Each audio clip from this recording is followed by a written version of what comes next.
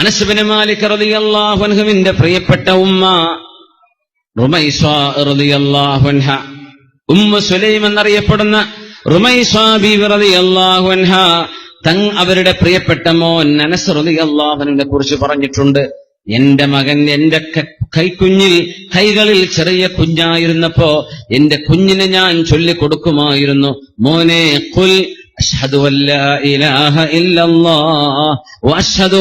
ഉമ്മ ഇങ്ങനെ കലിമ ചൊല്ലിക്കൊടുക്കുമ്പോ മാലിക് ഇബ്നു നദർ ഇങ്ങനെ പറയും, ലാ തുഫ്സിദി അലയ്യ ഇബ്നി, എന്റെ മോനെ നീ കേടുവരുത്തല്ലേ എന്ന് ഉമ്മയെ പറ്റി പറയും. ഉമ്മയോട് പറയും, മോനിങ്ങൾ ചൊല്ലിക്കൊടുക്കുമ്പോ മുസ്ലിമല്ലാത്ത വാപ്പ അവർ ഇസ്ലാമിൽ നിന്ന് ഇസ്ലാമിലേക്ക് വരികയാണ്.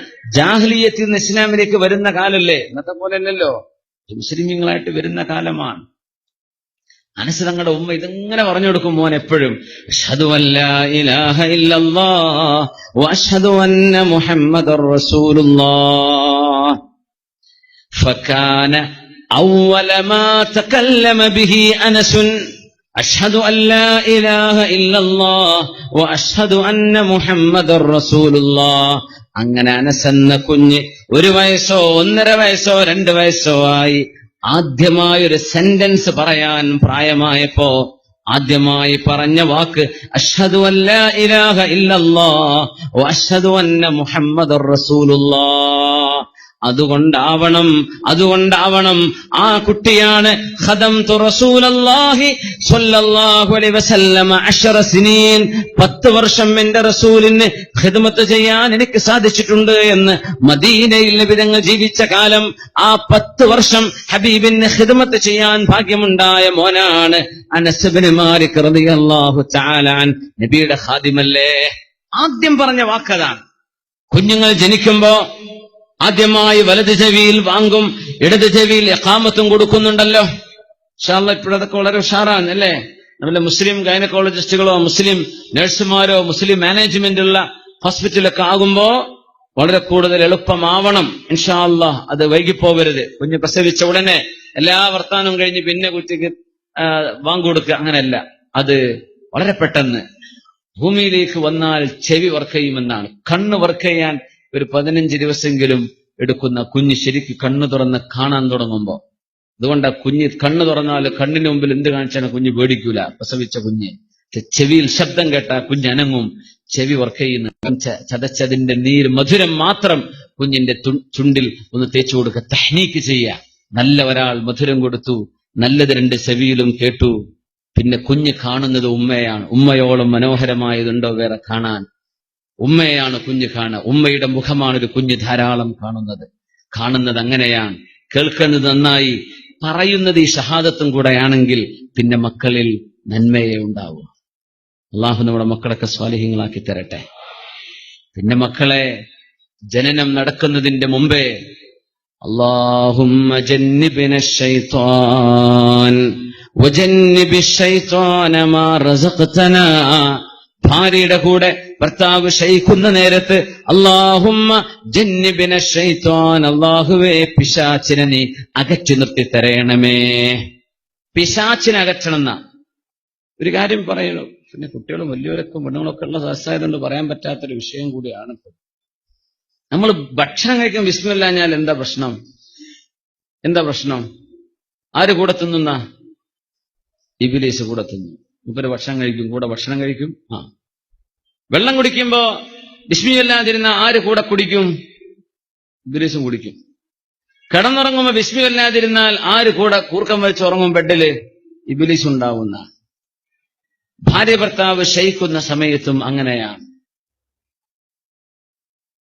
സ്വഹാബത്ത് നബിയോട് പറഞ്ഞില്ലേ, നബിയെ ഞങ്ങൾക്ക് ഭക്ഷണം കഴിച്ചിട്ട് വയറ് നിറയണില്ല എന്ന് പരാതി പറഞ്ഞപ്പോ എന്താ നബി കൊടുത്ത മറുപടി?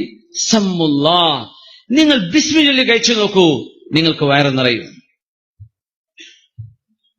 ശാരീരികമായ ബന്ധപ്പെടൽ അതൊരു കലയാണ് എന്ന് വിചാരിക്കുന്ന കാലാണിപ്പോ.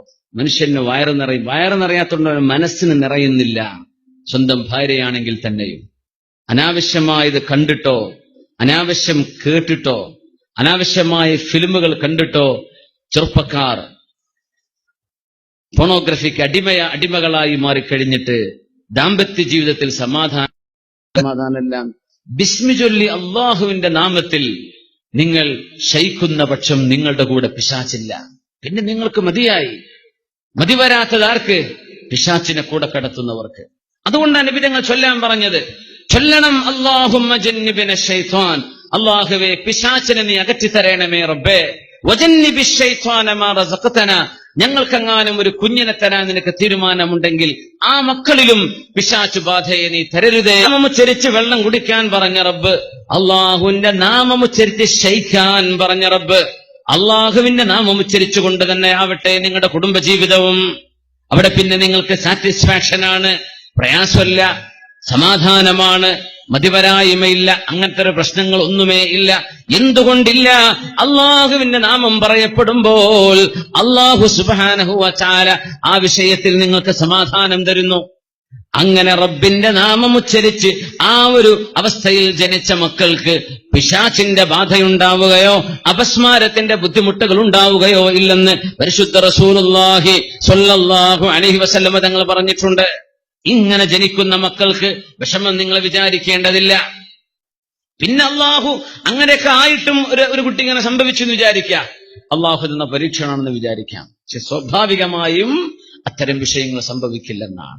മക്കൾ സ്വാലിഹീങ്ങളാവും, അവരിൽ നന്മയുണ്ടാവും, അവരിൽ കൺകുളിർമയെ തരാൻ വേണ്ടി ദുആ ഇറക്കാൻ പറഞ്ഞില്ലേ സൂറത്തുൽ ഫുർഖാനിൽ, ربنا هب لنا من أزواجنا وذرياتنا قرة أعين واجعلنا للمتقين إماما. ഉമ്മമാരാണ് ശ്രദ്ധിക്കേണ്ടത്. ഒരു കുഞ്ഞ് കണ്ടുപഠിക്കുന്നത് ഉമ്മയെ നോക്കിയാണ്, വാപ്പയെ കണ്ടിട്ടല്ല, ഉസ്താദിനെ കണ്ടിട്ടല്ല. കുഞ്ഞ് പഠിക്കുന്നത് ഉമ്മയിൽ നിന്നാണ്. കുറെ വല്യമ്മമാർ, നമ്മുടെയൊക്കെ വിജയം അങ്ങനെയല്ലേ? നമ്മുടെ വല്യമ്മമാർ നബി തങ്ങളുടെ അംബിയാ മുർസലീങ്ങളുടെ കഥ പറഞ്ഞു തന്നത്. ഇന്നത്തെ വല്യന്മാർക്ക് പറയാനുള്ള കഥ സീരിയൽ കഥയുള്ളൂ. ഇന്നത്തെ വല്യന്മാരും അല്ലേ, വല്യന്മാര് അമ്പിയാക്കളെ കഥ പറഞ്ഞു തന്നുണ്ട്. ഇന്നത്തെ വല്യമ്മ എന്നൊക്കെ പറഞ്ഞ 45-50. എങ്ങനെയാണ് മക്കൾക്ക് പരിപൂർണതയുണ്ടാവുക? കുഞ്ഞുങ്ങൾ കൺകുളിർമയാണ്, ഖുർറത്തു അയുൻ, കണ്ണിന്റെ കുളിർമയാണ്, സന്തോഷമാണ്. ആ സന്തോഷം വിടരുന്നത് ഉമ്മയുടെ മടിത്തട്ടിൽ നിന്നാണ്. ഉമ്മയാണ് പഠിപ്പിക്കേണ്ടത് നന്മകൾ. ഉമ്മയാണ് കുഞ്ഞുങ്ങൾക്ക് സംസാരിക്കാൻ പോലും പ്രായമായിട്ടില്ലാത്ത കുഞ്ഞുങ്ങൾ തുമ്മിയാൽ ആ കുഞ്ഞിന് വേണ്ടി ഉമ്മ പറയണം അൽഹംദുലില്ലാഹ്. കുഞ്ഞിന് മുലപ്പാല് കൊടുക്കുമ്പോ ഉമ്മ പറയണം ബിസ്മില്ലാഹ്. കുഞ്ഞ് പാലുകൂടി നിർത്തിയാൽ ഉമ്മ പറയണം അൽഹംദുലില്ലാഹ്. ഉമ്മയെ പറഞ്ഞു കൊടുക്കേണ്ടത്. കുഞ്ഞിനെ കഴുകി കൊടുക്കുമ്പോ കുഞ്ഞിന്റെ എന്തെങ്കിലും വിസർജ്യം വൃത്തിയാക്കി കഴിഞ്ഞാൽ, ടോയ്ലറ്റിൽ നിന്ന് പുറത്തു വന്നാൽ പറയുന്ന ദുആ കുഞ്ഞിന് വേണ്ടി ഉമ്മ ചൊല്ലിക്കൊടുക്കണം. ടോയ്ലറ്റിലേക്ക് കുഞ്ഞിനെ കൊണ്ടുപോകുമ്പോ കുഞ്ഞിന് ചൊല്ലാൻ അറിയില്ല, ഉമ്മയാണ് ചൊല്ലിക്കൊടുക്കേണ്ടത്. ബിസ്മില്ലാഹി അല്ലാഹുമ്മ ഇന്നി അഊദു ബിക മിനൽ ഖുബസി വൽ ഖബായിസ്. ഉമ്മാര് ചൊല്ലിക്കൊടുക്കണം കുഞ്ഞുങ്ങൾക്ക്. കുഞ്ഞിനെ ബിസ്മിക റബ്ബി ചൊല്ലാൻ കഴിയില്ല. കുഞ്ഞിനെ തൊട്ടിലേക്ക് വെച്ചു കൊടുക്കുമ്പോ ബിസ്മില്ലാഹി റഹ്മാനിർ റഹീം കുഞ്ഞിന് വേണ്ടി ഉമ്മ ചൊല്ലിക്കൊടുക്കുന്നു. കുഞ്ഞ് കണ്ണു തുറന്ന് ഉണർന്നാൽ അൽഹംദുലില്ലാഹില്ലദീ അഹ്യാനി ബഅദമാ അമാതനി വഇലൈഹിൻ നുശൂർ. കുഞ്ഞിന് വേണ്ടി ഉമ്മമാർ ചൊല്ലിക്കൊടുക്കണം. അപ്പോഴാണ് നന്മ ഉണ്ടാവുള്ളൂ, അപ്പോഴാണ് കൺകുളിർമ ഉണ്ടാവുക. ഇത് നമ്മൾ ചെയ്യേണ്ട ബാധ്യതകളാണ്. ഇത് ചെയ്യാതെ മക്കൾ കേടായി പോയിട്ട് നമ്മൾ ബേജാറായിട്ട് കാര്യമുണ്ടോ? അല്ലാഹു നമ്മുടെ മക്കളെ നല്ലവരാക്കട്ടെ. അസ്സുഹ്ബത്തു സ്വാലിഹ, ഏറ്റവും നല്ല കൂട്ടുകെട്ട് നമ്മുടെ മക്കൾക്ക് കൊടുക്കണം. സൗഹൃദ ബന്ധം, നല്ല കൂട്ടുകെട്ട്. ആരൊക്കെയാണ് അവരുടെ സുഹൃത്തുക്കൾ? ഇതിപ്പോ ഓൺലൈൻ ചെക്ക് ചെയ്യേണ്ട വിഷയമാണ്. ഓഫ്ലൈനായിട്ടൊന്നും കിട്ടുന്നില്ല ഇപ്പൊ കുട്ടികൾക്കുള്ള കൂട്ടുകാരൊക്കെ ഓൺലൈൻ കൂട്ടുകാരാണ്. പാപ്പാരൊക്കെ കുറച്ചൊരു IT സവി ആവണമെന്നാ തോന്നുന്നത് അല്ലേ? കുറച്ചൊക്കെ പാപ്പാരിമാരൊക്കെ കുട്ടിയൊക്കെ കമ്പ്യൂട്ടർ, ഭയങ്കര എക്സ്പേർട്ടാ കമ്പ്യൂട്ടറില്. ഉമ്മ അഭിമാനം പറയും, വാപ്പ അഭിമാനം, കമ്പ്യൂട്ടറൊക്കെ ഭയങ്കര ഉഷാറല്ലേ. അതിനർത്ഥം എന്താണെന്നറിയോ? ഇപ്പൊ എന്ത് കളി കളിച്ചാലും ഉമ്മാക്കും അപ്പാക്കും മനസ്സിലാവൂല എന്നതിന്റെ അർത്ഥം. അതിന്റെ അർത്ഥം അതാണ്. ഉമ്മാക്കും അപ്പാക്കും പിടുത്തം കിട്ടൂല. ഉമ്മാരെ വാപ്പാരും കുറച്ചതൊക്കെ പഠിച്ചേക്കണമെന്നല്ലതാ. അല്പം മോണിറ്റർ ചെയ്യാനെങ്കിൽ നമ്മുടെ മക്കൾക്ക് നല്ല കൂട്ടുകെട്ടുണ്ടോ? അല്ലാഹു നമ്മുടെ മക്കൾക്ക് നല്ല സ്വഹ്ബത്ത് കൊടുക്കട്ടെ.